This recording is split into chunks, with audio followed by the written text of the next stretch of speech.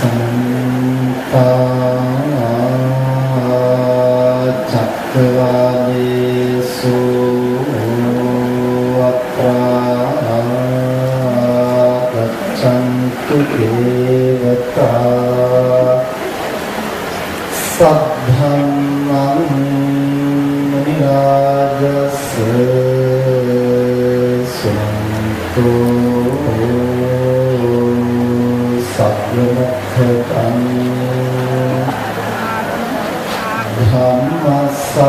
धम्मसरणकालो अयं भगवन्तः धम्मसरणकालो अयं भगवन्तः धम्मसरणकालो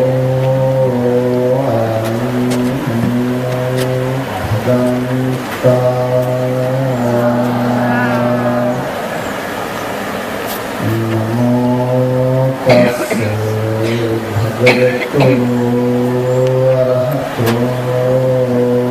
सम्मा सम्बुद्धस्स नमो तस्से भगवतो अरहतो सम्मा सम्बुद्धस्स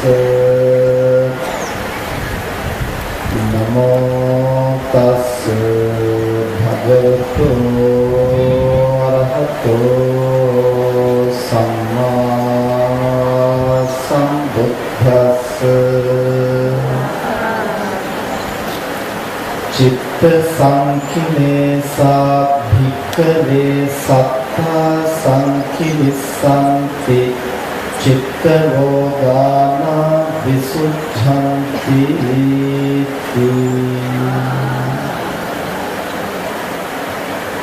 अति गौरवनीय महा संඝරත්නයේ අවසරයි පින්වත් දස සිරිනෑනිවරුනි සදහවත් පින්තුනි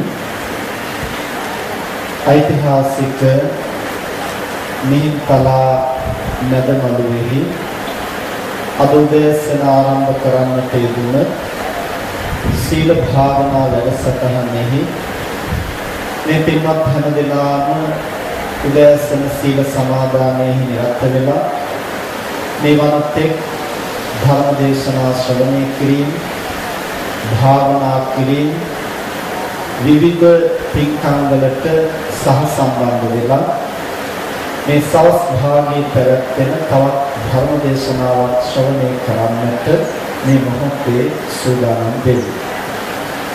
අද සවස් භාගයේ සිදු කෙරෙන විශේෂ බුද්ධ පූජා ආදියට ප්‍රථමයෙන් තවත් ධර්ම දේශනාවක් පැවැත්වෙන නිසා ඒ සඳහා දේශකයන් වහන්සේ නියමිත වේලාවට වැඩම කරන නිසා බොහොම කෙටි කාලයක් තමයි මේ ධර්ම දේශනාව සඳහා වෙන් කරන්නට සිද්ධ වෙන්නේ කියන බව සංවිධායක පිරිස දැනුවත් කළා. ඒ නිසා ඒ කෙටි කාල සීමාව තුළ තථාගතයන් වහන්සේ විසින් දේශනා කොට වදාළ දහම් කරුණක් මුල් කොටගෙන මේ පින්වතුන්ට දෛනික ජීවිතේ පුරුදු කරන්නට ප්‍රයෝජනවත් වෙන දහම් කරුණකට අවධානය යොමු කරන්නටයි අපි බලාපොරොත්තු වෙන්නේ. බුදුරජාණන් වහන්සේ දේශනා කරනවා තථාගතයන් වහන්සේ වැඩ සිටි සමයේ බොහෝ දෙනා සත්‍යයේ පාරිශුද්ධිය කෙසේ ඇති වෙනවාද කියන මේ කාරණේ පිළිබඳ විවිධ මත පළ කරන්නට පටන් ගත්තා. සත්‍යයේ පිරිසිදු බව ඇති වෙන්නේ කය පිරිසිදු කළ පමණටයි. සත්‍යයේ පිරිසිදු බව ඇති වෙන්නේ කළ පව්කම් සුද්ධ ජලයෙන් සෝදාගත්තාමයි. සත්‍ය පිරිසිදු වෙන්නේ කළ පව්කම් දෙවියන් වහන්සේ ඉදිරියේ සමා කරගත්තාට පසුවයි. සත්‍ය පිරිසිදු වෙන්නේ සසරේ කළ පව්කම් දැඩි දුක් දීලා පීඩාවන්ට ලක් කරලා අත්කිලමතාන යෝගයෙන් ගෙවා දැමීමෙන් මේ ආදී විවිධ මත එදා සමාජයේ විවිධ ශාස්ත්‍රවරුන් විසින් පළ කලාසේන ඒවා අනුගමනය කරන පිළිසිත. තථාගතයන් වහන්සේ දේශනා කරනවා චිත්තේන සංකිලිට්ඨේන සංකිලිස්සන්ති මානවා චිත්තේ සුද්ධේ විසුද්ධන්ති ඉති උත්තං මහේසි. භාග්‍යවතුන් වහන්සේ ඒ අතර පහළ වෙලා දේශනා කරන්නේ කුමක්ද? එහෙම පව් සමා කිරීමෙන්වත්, පව් සෝදා හැරීමෙන්වත්, පව් ගෙවා දැමීමෙන්වත්, කය පිරිසිදු කිරීමෙන්වත් කෙනෙකුට Tamanගේ පාරිශුද්ධිය ඇති කරන්නට පුළුවන් වෙන්නේ නැහැ. සැබෑ පාරිශුද්ධියක් ඇති කරනවා නම් ඇති කළ හැක්කේ චිත්ත පාරිශුද්ධියෙන්ම පමණයි. එනිසා සියලු බුදුවරුන්ගේ අනුශාසනාව වුණේ සබ්බ පාපස්ස අකරණං කුසලස්ස උපසම්පදා සචිත්ත පරියුදපන. පව්කම් වලින් වළකින්න, කුසල් දහම් වඩන්න, ඒ වගේම තුන්වෙනි කාරණේ සිත පිරිසිදු කරන්න. කොහොමද සිත පිරිසිදු වෙන්නේ?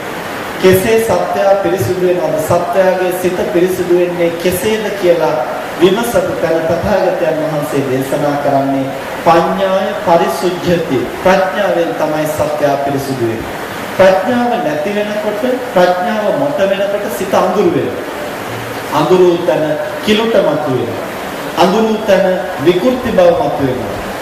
යම් කිසි කෙනෙකුට සිත පිරිසිදු කරගන්නට නම්, චිත්ත පාරිශුද්ධිය ඇති කරගන්නට නම් ප්‍රඥාව අවදි කරගෙන සිත කෙලසන ධර්මයන් බැහැර කරන්නට සිදු වෙනවා. තථාගතයන් වහන්සේ දේශනා කරනවා මේ මිනිස්සේ හැටියට උපදින්නේ යම් කිසි කෙනෙක් කුසල බලයකින්, ඒ කුසල බලයෙන් උපදින්නා වූ සත්‍යයේ සිත කුසල මූලික සිතක් නිසා එය පිරිසිදු. තබස්සර මිදම් භික්කවේ චිත්ත. මානෙන මේ සිත ප්‍රභාස්වරයි. කුමක් නිසාද? සෑම මිනිස්සෙකම උත්පත්ති ලැබලා තියෙන්නේ කුසල් සිතකින්. කුසල් සිත අපිරිසිදුයි කියලා කියන්න පුළුවන් කමක් නැහැ. ඒක ඥාන සංප්‍රයුක්ත සිතක් වුණත්, ඥාන විප්‍රයුක්ත සිතක් වුණත්, ඥාන සංප්‍රයුක්ත සිතක් නම් තීක්ෂණ ප්‍රඥාවෙහි යෙදෙනවා. ඥාන විප්‍රයුක්ත සිතක් නම් ප්‍රඥාව එපමණ ප්‍රබලව නැති වුණත් අලෝභ අද්වේෂ කියන මේ කුසල මූලයන්ගෙන් පිරිසිදු නිසා ඒ උත්පත්ති සිත ප්‍රභාස්වරයි කියලා තථාගතයන් වහන්සේ හඳුන්වනවා. නමුත් පංචකෝ ආගන්තුකේහි පක්ඛිලේසෙහි පක්ඛිලිකා පරිබාහිරින් මේ පංචේන්ද්‍රයන්ගෙන් අරමුණු අරගෙන සයවෙනි ඉන්ද්‍රිය මන නැමැති ඉන්ද්‍රියෙන් අපි ඒව නැවත නැවත උපාදාන කරගෙන ඒ ඔස්සේ රුචි අරුචිකම් ගොඩනගාගෙන හැඟීම් වලට වහල් වෙලා අභ්‍යන්තරයේ අපි කෙලස් ගොන්නක් නිර්මාණය කරගන්නවා. මෙසේ පරිබාහිර ආරම්මන සමග මුසු වීමෙන් අවිචාරවත් ඒවා පිළිබඳව සිතීමෙන් සිහියෙන් තොරව කල්පනා කිරීමෙන් පුද්ගල සංතානය උපක්ලේශයෙන් කෙලසෙන බව තථාගතයන් වහන්සේ දේශනා කළා. මනම් මේ තත්ත්වයෙන් නැගී සිටින්නට අවශ්‍ය වෙන්නේ ඉන්ද්‍රිය සංවරය ඇති කරගන්නට, සිහිය පිහිටුවා ගන්නට ඕනේ. සිහිය උපදවාගෙන ඒ දකින අරමුණු ප්‍රඥාවෙන් ආවර්ජනා කරමින් අර ක්ලේශ ධර්ම උපාදාන වෙවි ඇතුළත කිලිටි නොවන මට්ටමට අපේ මනස ක්‍රමයෙන් පුහුණු කරන්න ඕනේ. මේක එකපාරටම කොලයක් කඩා දාන්න වගේ, එහෙම නැත්නම් ගහක අත්තක් කපලා දාන්න වගේ, ගොඩනැගිල්ලක් කඩලා ඉවත් කරන්න වගේ අපේ මනසේ ගොඩනැගිලා තියෙන මේ කිලුට, මේ අපිරිසිදු බව එකවරම ඉවත් කරන්නට පුළුවන් කමක් නැහැ. ඒක ඉවත් කරන්නට අනුක්‍රමයෙන් යම් උපක්‍රම කරන්නට සිද්ධ වෙනවා. අපි වස්ත්‍රයක් කිලිටි වුණාම ඒ කිලිටි වස්ත්‍රය සෝදන්නට විවිධ උපක්‍රම භාවිතා කරනවා. උපක්‍රමයේ කුමක් විය යුතුද කියන එක තීරණය වෙන්නේ කිලුටේ ස්වභාවයෙන් මතයි. සාමාන්‍යයෙන් දුහවිලි දාඩිය වගේ පැවරිලා තියෙනවා නම් දවසක් දෙකක් ඇඳපු ඇඳුමක් නම් සාමාන්‍යයෙන් සබන් ටිකක් දාලා සෝදලා ගත්තහම ඇති. නමුත් සමහර වෙලාවට කුණු පැල්ලම් පදට එහි දැඩිලා පවතිනවා නම් එබඳු අවස්ථාවකදී සාමාන්‍ය විදිහට සෝදලා ප්‍රමාණවත් නොවන නිසා අද බොහෝ වෙලාවට වෙළඳපොලේ ඒවා සඳහා විවිධ උපක්‍රම භාවිතා කරන හැටි කියා දෙනවා. විවිධ සෝදන ද්‍රව්‍ය භාවිතා කරලා ඒ දැඩි කිලුට කොහොමද අයින් කරන්නේ?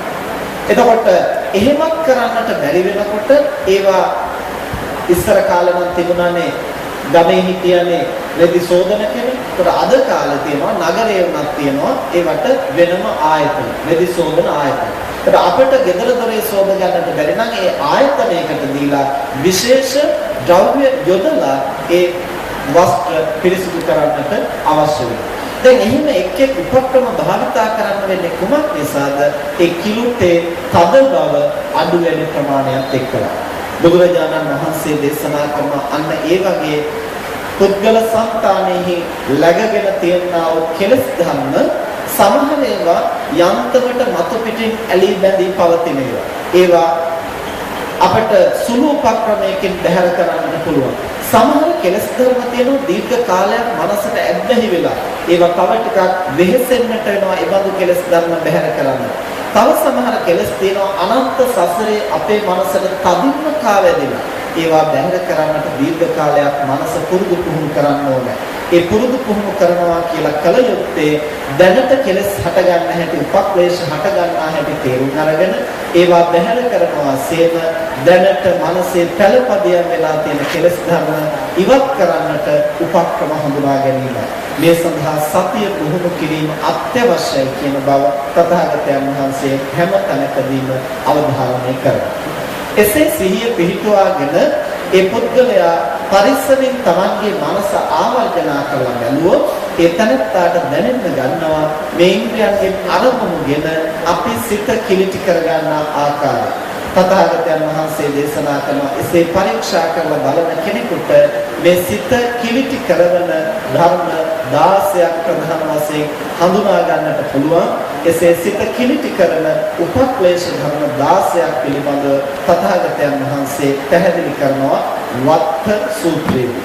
මේ වත්ත සූත්‍රයේදී තථාගතයන් වහන්සේ දක්වන්නේ හරියට අර කිලිටි වූ වස්ත්‍රයක් විවිධ වර්ණ ගන්නවට අපි උත්සාහ කළාට බලාපොරොත්තු වෙන වර්ණය අපට ලැබෙන්නේ නැහැ. කුමක් නිසාද? වස්ත්‍රයේ කිලිටි නිසා.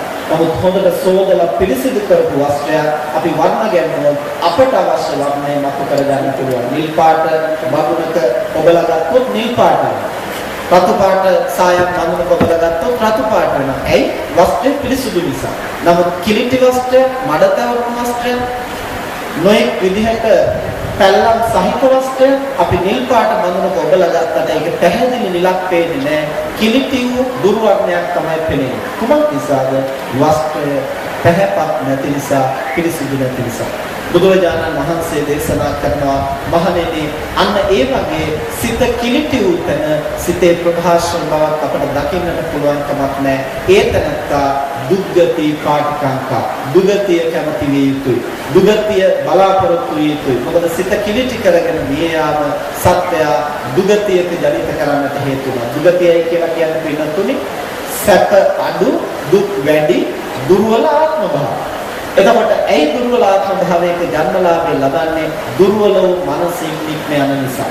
ඒ නිසා යම් කෙනෙක් අර කිලිටි වස්ත්‍රය සෝදලා පිරිසිදු කරගෙන ඒ කැමැති වර්ණයක ඔබලා වර්ණ ගන්නලා ප්‍රභාෂරව පරිහරණය කරනවා වගේ යම් කෙනෙකුට මේ උපක්ලේශ ධර්ම හඳුනා ගන්නට පුළුවන් නම් ඒ පුද්ගලයාට ඒ චිත්තෝපක්ලේශ ධර්ම දුරු කරමින් තමන්ගේ සිතෙහි ප්‍රභාෂර බව මතු කරගන්නට පුළුවන් වෙනවා කියලා බුදුරජාණන් වහන්සේ දේශනා කරනවා. අර ස්වභාවයෙන්ම මනසේ පවතින ප්‍රභාෂර ගතිය ආවරණය කරන්නා වූ කිලිටි කරන්නා වූ උපක්ලේශ ධර්ම ප්‍රඥාවෙන් හඳුනාගෙන වීර්යෙන් දුරු කරන්නට පුළුවන් නම් ඒ තැනටයි සිත පිරිසිදු කොටගෙන ප්‍රභාෂර මනසක් පවත්වන්නට පුළුවන් වෙන්නේ. ලෝකයේ යථා ස්වභාවය අවබෝධ කරන්නට පුළුවන් වෙන්නේ කියලා තථාගතයන් වහන්සේ දේශනා කරනවා. මේ සූත්‍රයේදී භාග්‍යවතුන් වහන්සේ කරුණු 16ක් දක්වනවා ප්‍රධාන වශයෙන් සිත කෙලෙසන චිත්තෝපක්ලේශ ධර්ම හැටියට. අවිජ්ජා විසම ලෝභෝ චිත්තස්සෝපක්ඛිලේසු. අවිද්‍යාව සහ විසම ලෝභය සිත කිලිටි කරන ධර්මයක්. ඊළඟට ව්‍යාපාද, ක්‍රෝධ, උපනාහ, මක්ඛ, පලාස, ඉස්සා, මච්චරිය, මායා, සාටේය, සාරම්භ, කම්බ, මද, මාන, අතිමාන, පමාද, කියන මේ කාරණා 16 තථාගතයන් වහන්සේ දක්වනවා සිත කිලිටි කරන්නට ප්‍රධාන වශයෙන් හේතු වෙන චිත්තෝපක්ලේශ ධර්ම හැටියට. ඒතර මේවා මේ ධර්මතාවයන්ගේ ගති ලක්ෂණ, ගති ස්වභාවයන් අපි යම් ප්‍රමාණයකට තේරුම් ගත්තොත් තමයි අපට මේ ධර්මයේ මගේ මනසේ පහළ වෙලා පවතිනවා, මේ ක්ලේශය මගේ මනසේ පවතිනවා කියලා තේරුම් අරගෙන ඒ දුරු කරන්නට, බැහැර කරන්නට හැකියාව ලැබෙනවා. ඒ නිසා මේ ධර්ම දේශනාව තුළ කාල වේලාවේ හැටියට අපි කෙටියෙන් පැහැදිලි කරගන්නට උත්සාහ කරමු මේ උපක්ලේශ ධර්ම හැටියට බුදුහාමුදුරෝ දේශනා කරන කාරණා පිළිබඳව. පළවෙනි කාරණය තථාගතයන් වහන්සේ දක්වන්නේ අවිජ්ජා විසම ලෝභ චිත්තසුපක්ඛලේශ. අවිද්‍යාව කියන්නේ එකක්, විසම ලෝභය කියන්නේ එකක්, දෙකම ලෝභ මූලික සිත් නිසා එකම උපක්ලේශයක් හැටියට මෙහිදී දක්වලා තියෙනවා. අවිද්‍යාවයි කියලා කියන්නේ දැඩි ලෝභය. තමන්ගේ වස්තුව පිළිබඳව තියෙන දැඩි තෘෂ්ණාව. දැන් තකජන ඕනම සත්‍යයකට තමන්ගේ වස්තුව පිළිබඳව ඇල්මක්, බැඳීමක්, අපේක්ෂාවක්, බලාපොරොත්තුවක්, මමත්වයක් තියෙනවා. නමුත් ඒ ස්වභාවිකව ඇතිවෙන මිනිස් සංතානයේ ඇතිවෙන අපේක්ෂාව ඉක්මවා ගිය දැඩි විදිහට උපාදාන කරගත්තු, දැඩි විදිහට බදාගත්තු දැඩි උපාදානයක් ඇති වෙනවා නම් ඒ තෘෂ්ණා මූලිකව දැඩිව ඇතිවෙනා උපාදානය තමයි මෙතන අවිද්‍යාවයි කියලා කියන්නේ. ඒතර පින්නතුන් අහලා තියෙනවානේ දස අකුසල කර්ම පතවල කය වචනේ කිසිම සම්බන්ධයක් නැතුව ක්‍රියාත්මක වෙන්නට පුළුවන්, මනසින් පමණක් ක්‍රියාත්මක වෙන්න පුළුවන් කර්මපත තුනක් තියෙනවා. ඒ මොනවද? අවිද්‍යාව, ව්‍යාපාද, මිච්ඡාදිට්ඨිය. අවිද්‍යාව කියලා කියන්නේ තමන්ගේ වස්තුව කෙරෙහි ඇතිවන දැඩි තෘෂ්ණාව, ව්‍යාපාදය කියලා කියන්නේ අනුන් නැසේවා කියලා හිතන ඒ සංකල්පය, මිත්‍යා දෘෂ්ටිය කියලා කියන්නේ කරුණු වැරදි විදිහට ග්‍රහණය කරගෙන උපාදාන කරගෙන තිබීම. එතකොට මෙතන අවිද්‍යාවයි කියලා කියන්නේ තමන්ගේ වස්තුව පිළිබඳව ඇති වෙන දැඩි තෘෂ්ණාව, විෂම ලෝභයයි කියලා කියන්නේ විෂම ලෝභයයි කියලා කියන්නේ අනුන්ගේ වස්තුව පිළිබඳව ඇති වෙන දැඩි තෘෂ්ණාව. දැන් තමන්ගේ වස්තුව පිළිබඳව දැඩි තෘෂ්ණාව ඇති වෙන තැනත්තා තමන් සන්තක දේ කිසි කෙනෙකුට දෙන්නට කැමති වෙන්නේ නැහැ. ඒ වගේම ඒ තමන් සන්තක දේ කුසලයක් සිද්ධ කරන්න, තව කෙනෙකුගේ යහපත සලස්වන්නට කැමති නොවන වාසේම අන් කෙනෙක් එබඳු සම්පත් ලබනකොට ඊර්ෂ්‍යාව, නුරුස්නා ගති මතුවෙන්නට පුළුවන්. ඒතර මේ මනෝභාවය මනසේ තැන්පත් වුණු තැන් පටන් ඒ තැනට ලෝකයේ ස්වභාවය අවබෝධ කරගන්නට පුළුවන් පැහැපත් බවක් නෙමෙයි ඇති වෙන්නේ, මනස ආවරණය වෙච්ච ස්වභාවයක් නිසා එය උපක්ලේශ ධර්මයක් හැටියට තථාගතයන් වහන්සේ දක්වනවා. ඒතර විෂම ලෝභයයි කියන තැන, විෂම ලෝභයයි කියන්නේ අන්සතු දේවල් පිළිබඳව ඇති වෙන තෘෂ්ණාව. ඒ තත්ත්වයේ මතුවනහම තියෙන බරපතලම හානිය තමයි අනේකා සතුදේ Tamanට ලැබේවා කියලා හිතන ගතිය. දැන් අනේකාට සම්පත් ලැබිලා තියෙනවා, තමනුත් ඒ වගේ යමක් උපයා ගන්නට ඕනේ කියලා හිතීම වරදක් නෙමෙයි. එතන තියෙන උත්සාහය, එතන තියෙන වීර්යය, එතන යම්කිසි බලාපොරොත්තුවක්, කාමච්ඡන්දයක් තියෙන්නත් පුළුවන්. නමුත් අර විෂම ලෝභයයි කියලා කියන්නේ Taman උත්සාහ කරන්නේ නැහැ, වීර්ය කරන්නේ නැහැ, අනිකා සතුව සම්පත් තියෙනවා, මට ඒවෙන් කොටහක් හිමි වෙන්නට. වැඩිපුර තියෙන මිනිස්සුන්ගෙන් ගත්තට කමක් නැහැ කියන විදිහේ අදහසක් සමහරුන්ගේ මනසේ තියෙනවා. එතකොට එහෙම මිනිස්සුන්ගෙන් මොනකම් කරාට කමක් නැහැ. අපිට නැති නිසා අපි තියෙන මිනිහගෙන් ගත්තට කමක් නැහැ. අන්න ඒ විදිහට හොරකම් කරන්නට, ඒ වගේම මංකොල්ල කරන්නට, මං පහරන්නට, වංචා කරන්නට, අල්ලස් ගන්නට, බලහත්කාරයෙන් ගන්නට මිනිස්සු පෙළඹෙන්නේ තමම වීර්යයෙන් උත්සාහයෙන් උපයා ගන්නව වෙනුවට අන්සතු දේ පිළිබඳව දැඩි තෘෂ්ණාවක් ඇති කරගෙන එය මට හිමි වේවා කියන බලාපොරොත්තු නිසා. ඒ නිසා තමන් සතු දේ පිළිබඳව දැඩි තෘෂ්ණාවක්, අනුන් සතු දේ තමන්ට හිමි වේවා කියන අපේක්ෂාවක්, මේ දෙකම සිත කිලිටි කරන උපක්ලේශ ධර්මයක්. ඒ ආවරණය වූ සිත ලෝකයේ යථාර්ථය අවබෝධ කරගන්න සමත් වෙන්නේ නැහැ කියලා බුදුරජාණන් වහන්සේ දේශනා කළා. දෙවන කාරණේ තමයි ව්‍යාපාදය. මොකද්ද ව්‍යාපාදය කියන්නේ? ව්‍යාපාදය කියලා කියන්නේ ක්‍රෝධය හෝ ද්වේෂය හෝ පමණක් නෙමෙයි. දැන් මෙතන ක්‍රෝධය කියන එකත් වෙනම කියනවා. වෛරය කියන එකත් වෙනම කියනවා. ඊට අමතරව ව්‍යාපාදය කියලා එකක් කියනවා. දස අකුසල කර්මපතවලත් කියනවනේ ව්‍යාපාද ව්‍යාපාදයෙන් නැමැති මනසින්ම පමණක් සිද්ධ වෙන කර්මපතයක් පිළිබඳ. එතකොට කුමක්ද ව්‍යාපාදයයි කියලා කියන්නේ? අනේකාට විනාශයක් වේවා, අනේකා නැසේවා, අනේකාට අයහපතක් වේවා කියන අපේක්ෂා. ඒ කියන්නේ අනේකා නසන්නට Taman ඉදිරිපත් වෙලා ක්‍රියාත්මක වෙන්නේ නැහැ. හැබැයි අනේකාට විනාශයක් වෙනවා නම් Taman කැමති. අනේකාගේ විනාශය අපේක්ෂා කරනවා. දැන් මේ தත්ත්වයේ ගොඩාක් වෙලාවට ධර්මයට යොමු වෙච්ච අයට සිද්ධ වෙන්න පුළුවන් නොදැනුවත්කම. ඒ මොකද? අසත්පුරුෂයෝ පෞකාරෝ ධර්මයට යොමු වෙච්ච නැති අය නම් Tamanට හානියක් කළොත් Tamanත් හානියක් කරනවා. ගැවුවොත් ගන්නවා, බැන්නොත් බලනවා, මැරුවොත් මරනවා, ඒ මට්ටමට ක්‍රියාත්මක වෙනවා. ධර්මෙහි හැසිරෙනකොට ඒ අය ගැහුවොත් ගහන්න, බැන්නොත් බලින්න, මැරුවොත් මරන්න යන්නේ නැහැ. නමුත් මනසින් කල්පනා කරනවා අපි නම් ඉතින් වට මොකුත් කරන්න යන්නේ නැහැ. හැබැයි ඉතින් ලෝකේ කුසල අකුසල කර්ම කියලා දෙයක් තියෙනවනේ. ඔයගොල්ලන්ට තව ටික දවසක් යනකොට හම්බ වෙයි ඒවට පොලියත් එක්කලා. බලමුකෝ තව ටික දවසක් යනකොට මොකද වෙන්නේ කියලා. දැන් මෙහෙම අපේක්ෂා කර ඉන්නවා. මේක තමයි ව්‍යාපාදය කියලා. එතකොට අර අසත්පුරුෂයා කෙලින්ම කෝපය මත කරගෙන ගහ ගන්න මරා ගන්න යනවා. හැබැයි ධර්මයේ යෙදෙන තැනත්තා එහෙම ඍජුව කෝපයෙන් විනාශ කරන්නට යන්නේ නැහැ. හැබැයි ඇතුළතින් අපේක්ෂා කරනවා. පොල් ගහෙන් අත බෑවිලා ඔන්න අතපය කඩාගෙන ඉන්නවා කියනකොට ඔය අපිට කරපුවාට තමයි. අපි නම් මොකුත් කරන්න ගියේ නැහැ. නමුත් ඔය බල දීලා තියෙන්නේ. ඕක තමයි කර්ම විපාක කියන්නේ. ඇතුළතින් අරම අනුමෝදන් වෙනවා. මේ தත්ත්වයේ ගොඩ නැගෙන්නේ ව්‍යාපාදය නිසා.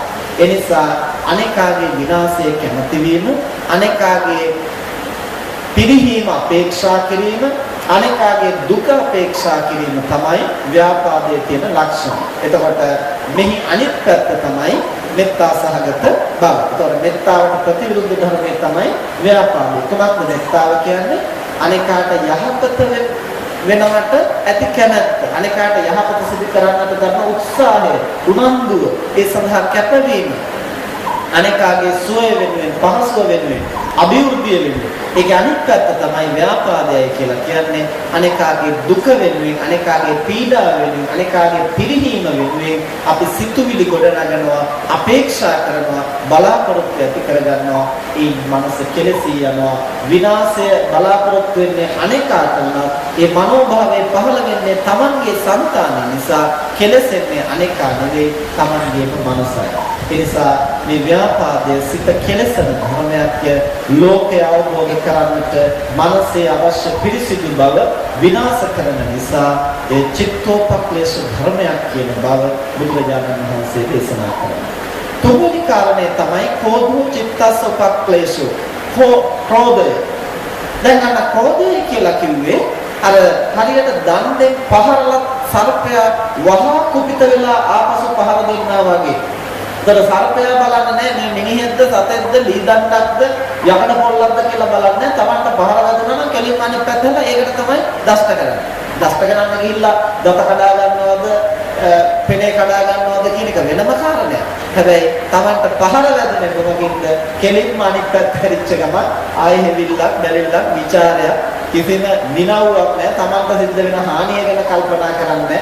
Tamanට එහෙම හැප්පෙන්න පුළුවන්ද කියලා බලන්නේ. හැප්පිලා යට කරන්න පුළුවන්ද කියලා බලන්නේ. කිසිම නිනව්වක් නැහැ. සැනකින් කුපිත වෙලා අනිත් පැත්තට ප්‍රතිප්‍රහාරයක් එල්ල කරන ප්‍රතික්‍රියා දක්වනවා.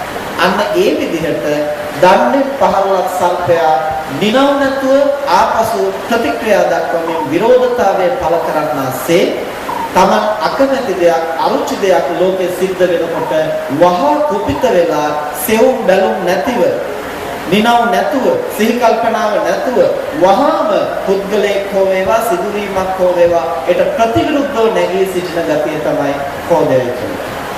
කොහොම මේ ක්‍රෝධය ඇති වෙන අවස්ථා 9ක් බුදුදහමේ විස්තර කරනවා. පුද්ගලයන් සම්බන්ධව තව එක් අවස්ථාවක ඇති වෙනවා අස්ථාන ක්‍රෝධය. පුද්ගලයන් සම්බන්ධව නව ආකාරයකින් ඇති වෙනවා කියලා කියන්නේ මේ තැනත්තා මට පෙරත් හානි කළා. දැන් එක ක්‍රමයක්. දැනුත් මේ තැනත්තා මට හානි කරනවා. දෙකයි. අනාගතයටත් මොහු හානි කරාවි. එහෙම හිතනකොට තුන් විදිහට. මොහු මගේ මිතුරන්ට පෙරත් හානි කළා. දැනුත් හානි කරනවා. අනාගතයටත් හානි කරයි. ඒක මිතුරන් සම්බන්ධව තුන් විදිහට. මොහු මගේ හතරට එදත් උදව් කළා. අදත් උදව් කරනවා. ඉදිරියටත් උදව් කරා. තොර හතුරන් සම්බන්ධව තුන් ආකාරයි. මෙසේ තමන් මුල් කොටගෙන, මිතුරන් මුල් කොටගෙන, සතුරන් මුල් කොටගෙන යම් පුද්ගලයෙක් සම්බන්ධව නව ආකාරයකින් ක්‍රෝධය මතුවෙන්නට පුළුවන්. අර වහා කිපිලා ප්‍රතික්‍රියා දක්වන ස්වභාවය. ප්‍රඥාව හුඟක්ම අඩු, මුලාව හුඟක්ම වැඩි, මෝහය වැඩි පුද්ගලයාට අස්ථානයේ ක්‍රෝධය මතුවෙන්නට පුළුවන්. ඒ කොහොමද? දැන් සිල් ගන්න ඇවිත් ඉන්නකොට තදට අවුව පායනවා. ඊයෝ මේ අදම මේ මං ඉන්න තැනටම අවුව වැටෙනවනේ. දැන් ඊට පස්සේ ඉරත් එක්කලා කෝපය මතුවෙනවා. ඊට පස්සේ හේත් වෙලා ඉන්න ගල රත් වෙනවා. ඒකත් එක්කලා කෝපය මතුවෙනවා. ඊට පස්සේ වැහි පොදක් වටනොත් ඒකත් එක්කලා කෝපය මතුවෙනවා. ඊට පස්සේ කොහේ හරි බලාගෙන යන කකුලක ගලක කකුල හැපුණොත් ඒ ගලත් එක්කලා කෝපය මතුවෙනවා. මේ විදිහට මේ ස්වභාවධර්මයේ සිද්ධ වෙන දේවල් තමන්ගේ අසිහියෙන් කරගන්න දේවල් සම්බන්ධව මිනිස්සුන්ට කෝපය වෙන්නට පුළුවන්. මෝහය වැඩි වෙච්ච තරම. ඒක හඳුන්වනවා අස්ථාන කෝපය කියලා. මොකද කවුරුත් හිතක් නෙමෙයි. මේ ස්වභාවිකව සිද්ධ වෙන දේවල්. ඉතින් ඒවත් එක්කලා කිපෙන්නට පුළුවන්. මෝහය වැඩි වෙනවා. ප්‍රඥාව අඩු වෙනවා. එතකොට පුද්ගලය සම්බන්ධව නවාකාරයකට කෝපය මතුවෙන්නට පුළුවන්. අස්ථානයේ ස්වභාවික හේතු නිසා කෝපය මතුවෙන්නට පුළුවන්. මේ දසාකාරයකින්ම යම් කෙනෙකුගේ సంతානෙහි අර දන්නේ පහළක් සර්පෙක් වගේ වහා කුපිත වෙලා නිරවුනට ප්‍රතික්‍රියා දක්වන ගතිය ඇති වෙන්නට පුළුවන්. එය තමයි කෝපය, ක්‍රෝධය කියලා හඳුන්වන්නේ. එය සිත කෙලසන චිත්තෝපක්ලේශ ධර්මයක් හැටියට බුදුරජාණන් වහන්සේ දේශනා කරනවා. හතරවෙනි කාරණය තමයි උපනාහය. උපනාහය කියලා කියන්නේ අර කෝපය එවේලේ මතුවලා සංසිඳිලා යන අවස්ථා ගොඩක් තියෙනවා. සමහරවිට කෝපය එවේලේ මතුවලා සංසිඳෙන්නේ නැහැ. ඒක දීර්ඝ කාලීනව පවතිනවා. දැන් සමහර කියන්නේ අනේ ඒ මනුස්සයා සෝඩා බෝතලේ කැඩුවා වගේ එකපාරට කෝප වෙනවා, කලබල වෙනවා. ආයෙත් ටිකකින් සංසුන් වෙනවා. ඕක ගණන් ගන්න එපා. ඕවා හිතේ තියාගන්න જાති නෙමෙයි. ඒක කියලා කියනවා. හැබැයි සමහරව ඉන්නවා එහෙම නෙමෙයි. ගලේ කෙටුවා වගේ ඒක හැමදාම තියනවා. සමහර විට ඒක ඇතුලේ පැහැව තව වර්ධනය. එතකොට දිගින් දිගට බද්ධ වෙලා පවතිනා වූ අමනාපයට තමයි උපනාහයයි කියලා කියන්නේ. ඒක තේරෙන වචනෙන් කියනවා බද්ධ වෛරය.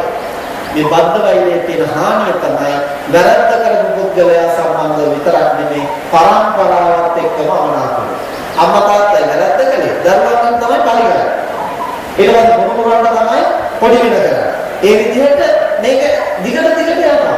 වැරද්ද කළේ වෙන කවුරුවත්. හැබැයි ඒ හත්මුතු පරම්පරාවකින් පරිගන්නට ඕනේ අපිට මෙහෙම කරන්න කියන මේ විදිහට දිගින් දිගට මේවා ඇතුලේ බද්ධ වෙලා පවතිනවා. ඒකෙන් අනුත් නෙවෙයි කෙලසෙන්නේ, තමක්මයි වෙනසෙන්නේ. එය ලෝකය අවබෝධ කරගන්නට මනසේ සැහැල්ලු බව ජනිත කරගන්නට බාධාවක් නිසා සිත කෙලසෙන පක්ලේශ ධර්මයක් හැටියට බුදුරජාණන් වහන්සේ දේශනා කරනවා.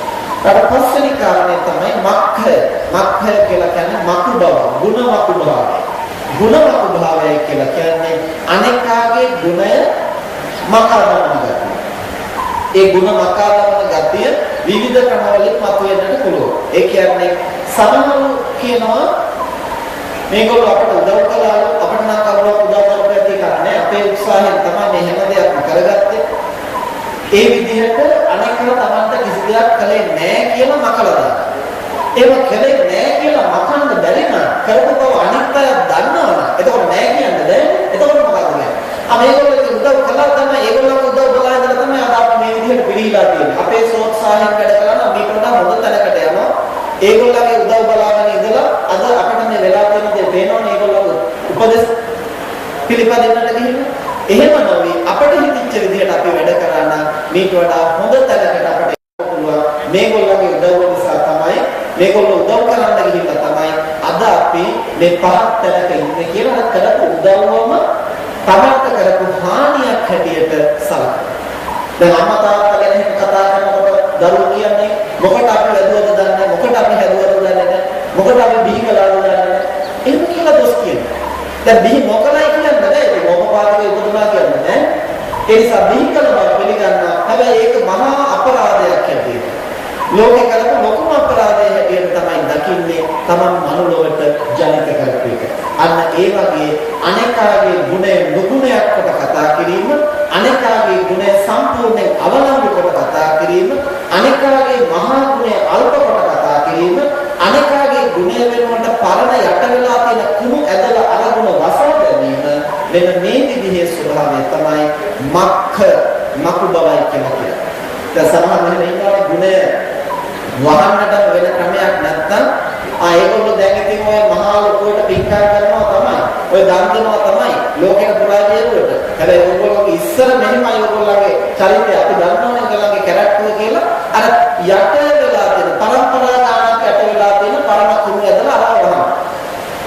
මේ විදිහට මිනිස් මනසේ අනේකාගේ ගුණය අගය කරන්නට බැරි මට්ටමට ඒ ගුණය වසා දමන, මකා දමන, අඩු කරලා දමන ඒ ගුණයම දුර්ගුණයක් හැටියට පරිවර්තනය කරලා සිතන ඒ බඳු දූෂිත මනෝභාවය, දුෂ්ට මනෝභාවය, එහෙම නැත්නම් ඒ බඳු අසත්පුරුෂ මනෝභාවය ඇති වෙන්න පුළුවන්. ඒක තමයි ගුණ මකු භාවය, ගුණ මකා දැමීමේ ක්ලේශය කියලා හඳුන්වන්නේ. ඒ අනුන්ටනේ හානිය තමයි. ඒ නිසා අපි මතක තියාගන්න ඕනේ ගුණය අනේකාගේ. හැබැයි ගුණය හැටියට දකින්න බැහැ කියන එක අනේකාට කරන හානියක් නෙමෙයි. ඒක කාට කරගන්න හානියක්ද? Tamanta කරගන්න හානියක්. නමුත් අපිට පෙනෙන්නේ අනේකාගේ ගුණය වහලා දාන්න පුළුවන් නම් අපි අනේකාට අපි කැමති දේ කළා වගේ තමයි අපි හිතන්නේ. අනේකාට පාඩුවක් කළා කියලා තමයි හිතන්නේ. අනේකාට සිද්ධ වෙන පාඩුවක් නෑ පිළිතුරේ. අපේ වචනේ මත පිහිටලා කටයුතු කරන අය කී දෙනෙක් ලෝකේ ඉන්නවා. ඒ නිසා අපි කියන වචන අනිකාගේ ගුණයක් නැහැ කියලා අපි කොච්චර කිව්වා ගුණවත්තාගේ ගුණය කවදා හරි ලෝකෙ ප්‍රකට වෙනවා. ඒවා මිනිස්සු හඳුනා ගන්නවා. ඒ නිසා අර ගුණ වහන්නට ගිහිල්ලා, මකන්නට ගිහිල්ලා, කන පිට හරවන්නට ගිහිල්ලා, ඒවා අල්ප කරන්නට ගිහිල්ලා, ඌන කරන්නට ගිහිල්ලා, නොසලකා හරින්නට ගිහිල්ලා කරගන්න මොකක්ද? තමන්ගේ හදවතේ ගුණය අවදි වෙන්නට තියෙන ඉලකඩ හාරලා එළියට දානවා. තමන්ගේ ගුණ හාරලා එළියට දානවා. ඒ නිසා පින්වතුනි මොනම වෙලාවකවත් ගුණවතුන්ගේ ගුණය අගයන්නට, සිල්වතුන්ගේ සීලය අගයන්නට, සත්පුරුෂයාගේ සත්පුරුෂකම් අගයන්නට නැලිවෙන්නට එපා. ඒක ඔහුට නෙමෙයි, ඒක තමයි. ඒක යහපත තමන්ටයි. අපේ පන්සලේ හිටිය කල්යාණ ධර්ම කියලා ලොකු හාමුදුරුවෝ උන්වහන්සේ වචනේ පරිසමාප්තාර්ථයෙන් කල්යාණ ධර්ම. ඒ කියන්නේ ඉතා හොඳ ධර්ම වල පිළිලා හිටියා. උන්වහන්සේ ළඟ තිබිච්ච සුවිශේෂ ධර්මතාවයක් තමයි යම් කෙනෙකුගේ ගුණයක් හොඳක් තියෙනවා නම් වැඩි හිටි බාල අහලු කියලා එහෙම වෙනසක් නැහැ. ඒක කට පුරා අගය කරලා කතා කරනවා. ඒ නිසා උන්වහන්සේට ගිහි පැවිදි දෙපිරිසම අතර යන තැන හැමතැනම මිත්‍ර. හැමතැනම හිතවතුන්. ඇයි කෙනෙකුට ප්‍රියමනාප වෙන්නේ තමන්ගේ ගුණය, තමන්ගේ වටිනාකම අගය කරන කෙනෙක් විතරයි. කෙනෙකුට ගුණය අගය කරන්නට තේරෙන්නේ නැති, ගුණය ගරු කරන්නේ නැති පුද්ගලයා කාටවත් ප්‍රියමනාප පුද්ගලෙක් වෙන්නේ නැහැ. මේ සාමාන්‍ය ගුණ මකා දැමීම, වසා දැමීම ලෝකෙට කරන අනතුරක් නෙමෙයි පිටුනේ. තමන්ගේ සංකාමී ගුණ වසා ගන්නට කරන දෑම. දැන් අපි බුදුරජාණන් වහන්සේගේ ගුණ සිහි කරලා බුද්ධ වන්දනාව කරන්න මොකද වෙන්නේ? පිසිත කරගන්න විතරක්ද? නෑ පිටුනේ. ගුණවතුන්ගේ ගුණ අගයකට පුරුදු වෙනකොට කලක් යද්දී අපේ මනසේ ක්‍රමානුකූලව ගුණ වැඩෙන්න පටන් ගන්නවා. දැන් පොඩි දරුවන්ට පුංචි කාලේ අපි වීර චරිත පිළිබඳව කතා කියා දෙන්නේ මොකද? සුරංගනා කතා හර කමන්නේ ඒ කතාවල තියෙන එක්තරා වීර චරිත.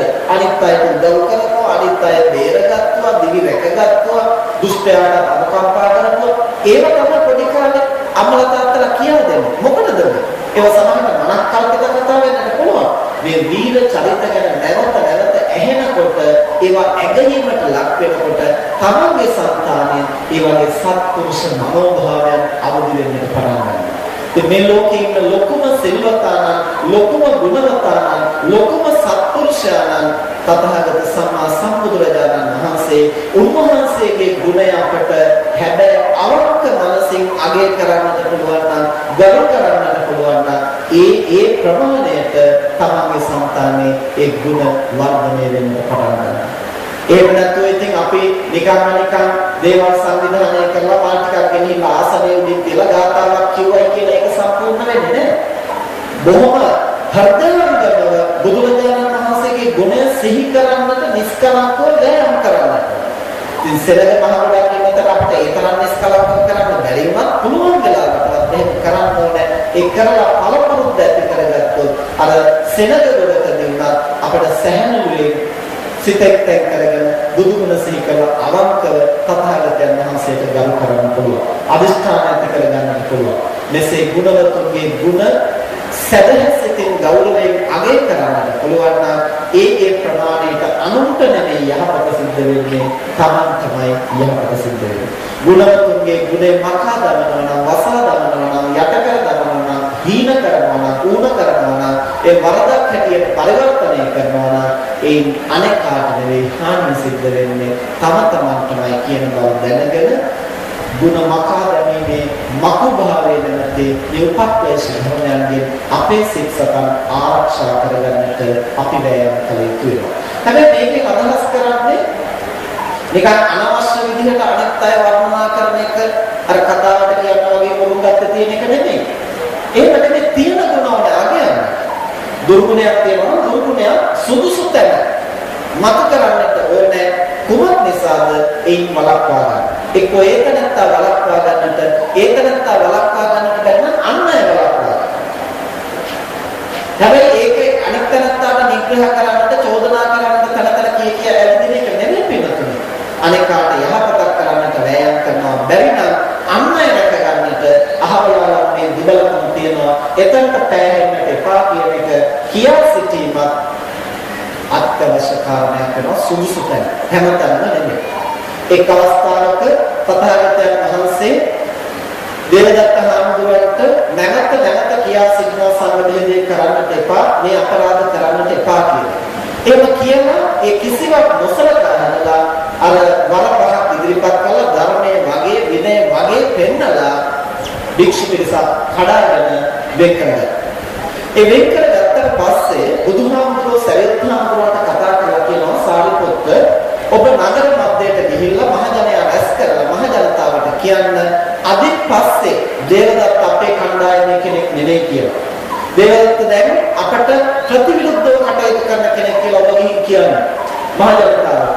ඒ නිසා ඔහු කරන කියන දේවල් වලට අපේ වගකීමක් නැහැ කියන බව. ඔහු කියන කරන දේ පිළිබඳව අපට චෝදනා නොකළ යුතු බව. ඒ ඔහු සමගම විසඳාගත යුතු බව. ඒ නිසා ඔහු අපේ පරිපාලනයෙන් බැහැර වෙලා ඉන්නේ කියන බව, මේ දුබලකම් නිසා ඔහු බැහැර වෙලා පවතිනවායි කියන බව ඔබ මහජනයාට ගිහින් කියන්න.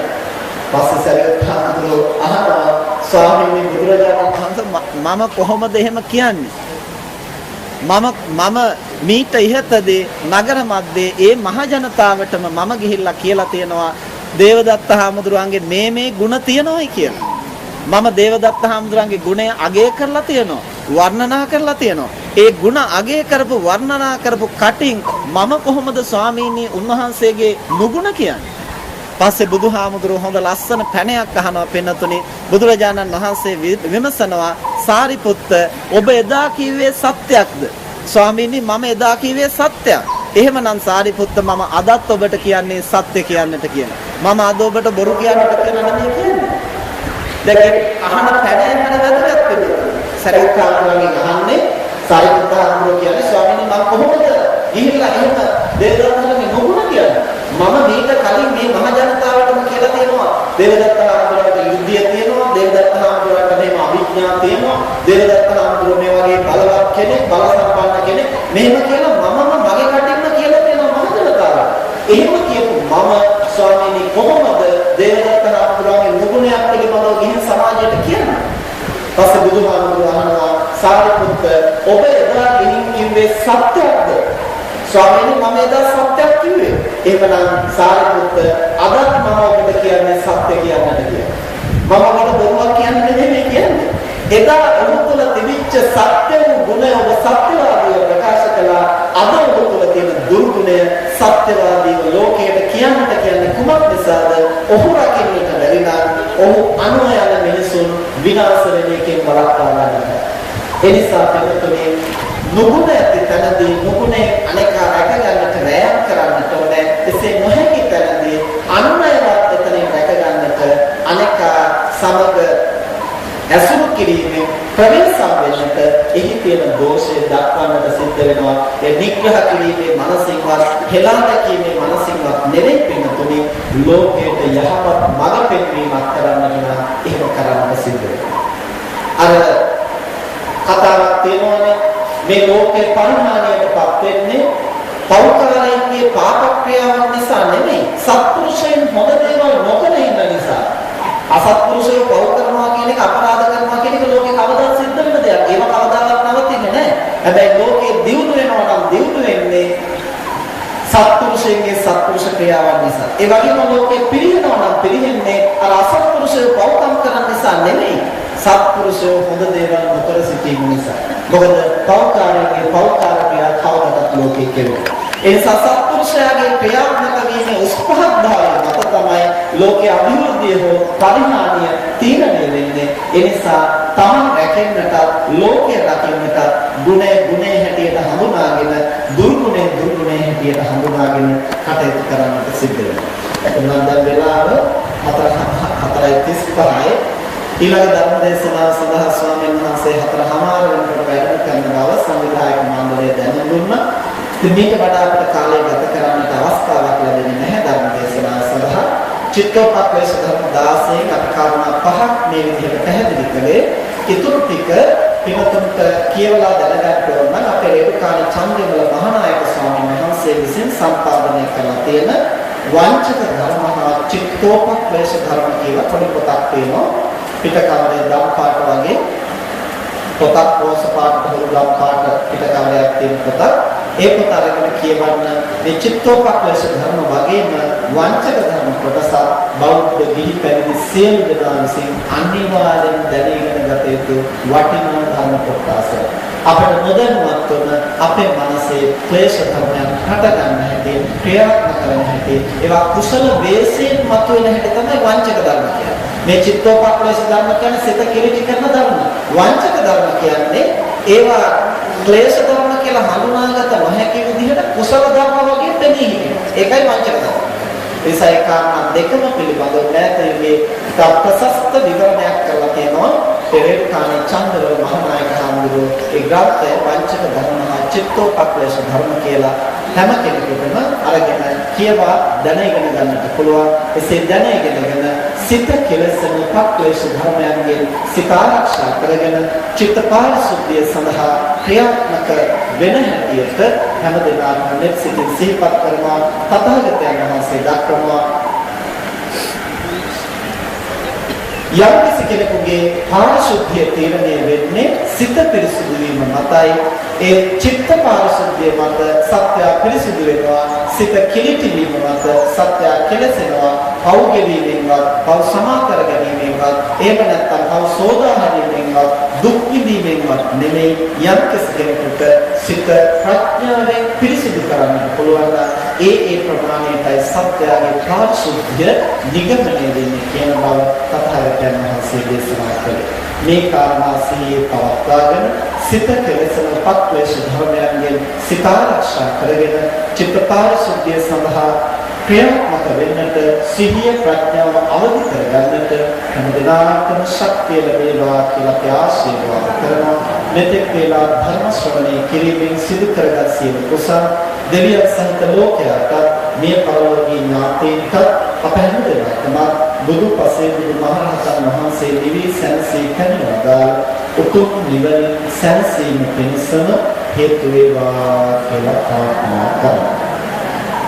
ආකාසත්තා චුම්මත්තා දේවානාගා මහිද්దికා පුඤ්ඤං පන්නෝදිත්වා චිරං රක්ඛන්තු ශාසනං ආකාසත්තා චුම්මත්තා දේවානාගා මහිද්దికා පුඤ්ඤං පන්නෝදිත්වා චිරං රක්ඛන්තු දේශනං ආකාසත්තා චුම්මත්තා දේවානාගා මහිද්దికා පුඤ්ඤං අනුමෝදිත්වා චිරං රක්ඛන්තු